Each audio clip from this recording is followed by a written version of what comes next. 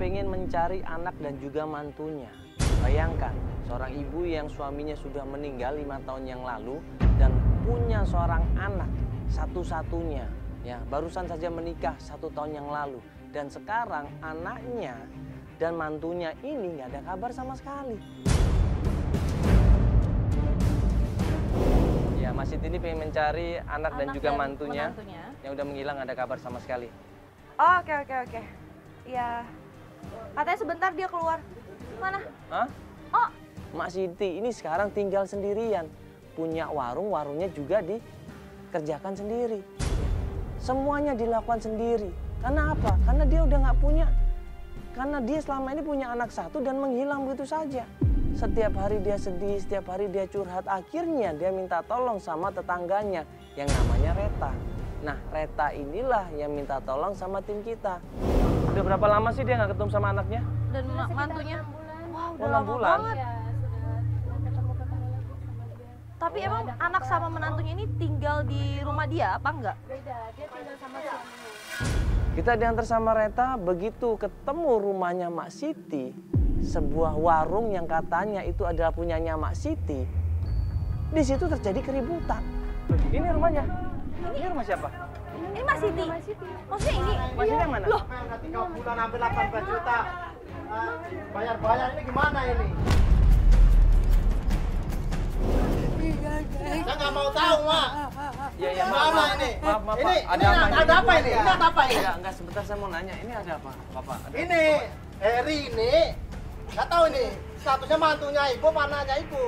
Saya terakhir ini ada informasi Herinya di sini. Udah 3 bulan kredit hampir 18 juta nggak pernah bayar sama saya.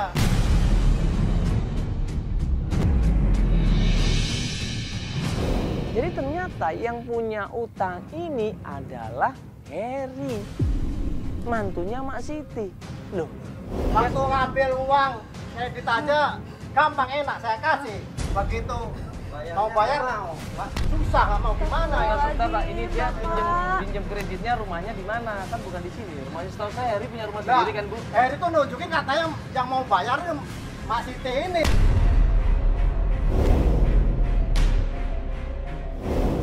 Di situ Mak Siti diteken, ya, dimarah-marahin sama debt collector, dipaksa untuk bayar, diancam sama debt collectornya sampai dia ketakutan di situ, sampai dia nangis di situ. Buktinya ada ini. Mana? bukti apa sih, Pak? Ya, mana? Hampir 18 juta. Mak tanda tangan, Mak tanda tangan. Masalah utang piutang ini Mak tanda tangan. Emang masih Enggak, tahu? kalau ini Pak, sebentar dong, Bapak jangan Mas ini siapa marah-marah ini? dong, Enggak, Bapak. Mas ini siapa ini? Saya nggak ada urusan, saya nggak ada urusan. Sebentar, Saya nggak ada urusan cuma sama Mak Siti sama akunya.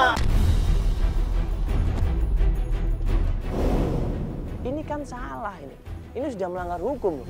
Yang utang Heri, yang harusnya bayar Heri, bukan Mak Siti. Tapi dia kalau betul ini ngeyel. Ini Mas ini siapa ini? Saya kan cuma nengahin, Pak. Pak, blokukan gara-gara Pak, blok. coba pakai pekerjaan Ya Allah, coba ya mau Allah, tanggung ya jawab. Pelimpahan kuasa hak. Kalau Mak Siti sudah memberikan kuasanya untuk membayar hutang-hutangnya Heri, itu mana? Gua cek di datanya nggak ada. Dan Mak Siti nggak pernah tanda tangan di situ. Berarti ini kan salah, melanggar hukum ini. Bapak Ini nggak kan tahu cuman, rumahnya, Bapak ini nggak kan tahu. cuman si laki-laki itu siapa namanya laki-laki itu? Siapa namanya? Henry. Heri. Ya Heri kan cuman Heri, bukan Mak Siti. Iya. Iya. Ngapain? Bukan nggak ada urusan sama kamu. Ini siapa? Dia nggak tahu, Pak. Nggak tahu masalah utang. Saya Dia nggak nggak tahu. tahu. Udah nggak bisa. Hei.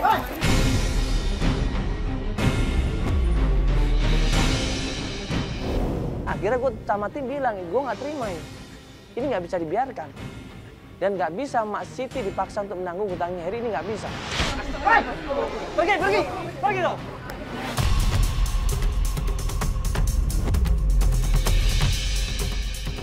Dia kan nggak tahu apa-apa, Iya. udah tua, masalahnya nggak tahu apa-apa Oke, juga. Hari ini saya ini, tapi lain kali datang lagi. Saya akan datang lagi ya, akan bawa teman-teman saya akan lebih banyak ke sini. Ya silakan, udah silakan. Dia nggak percaya ternyata hutang mantunya 18 juta itu dilimpahkan ke dia.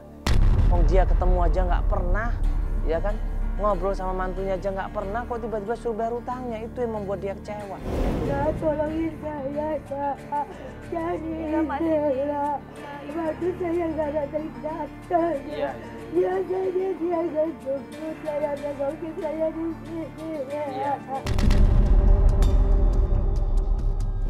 Tenang dulu Ibu ya. Tenang dulu. Nanti kalau Ibu nggak tenang, ya. Nanti Ibu malah stres nanti. Kalau Ibu stres, sakit, kita nggak jadi bantuin Ibu loh nyari anaknya. Ibu mau? Nggak dibantuin mau Ibu? Iya, kita bantuin. Cuma ibunya tenang ya. Kasihin ibunya juga kalau sampai sakit lagi. Kita minta tolong sama Mak Siti untuk cerita semuanya supaya kita memudahkan untuk pencarian. Nah, Mak Siti ini cerita. Anak emak Dela, satu-satunya. Tadinya tinggal sama emak di sini. Dia pergi sama suaminya ninggalin emak. Nggak pernah nengokin Mak sama sekali. Sama sekali nggak pernah nengokin emak. Mak udah coba hubungin. Anaknya dihubungin. Udah. Emak sudah coba hubungin. Terus? Tapi dia nggak ada kabar. Nggak ada kabar. Saya juga sudah coba hubungin. Udah hubungin, nggak ada kabar. Mak udah ke rumahnya? Tahu Mas, kita nggak bisa hubungin si Dela sama. Ya katanya. Enggak, udah tanya sama tetangga belum, Mak? Udah saya tanya. Terus bilang apa? Tapi dia kata dia nggak ada. Katanya Nggak sepi tahu. Rumahnya nggak tahu. HP-nya juga nggak aktif. Terus udah tanya ini mertuanya, Mak. Udah saya tanya sama besan Besan, saya. iya. Besannya juga nggak tahu.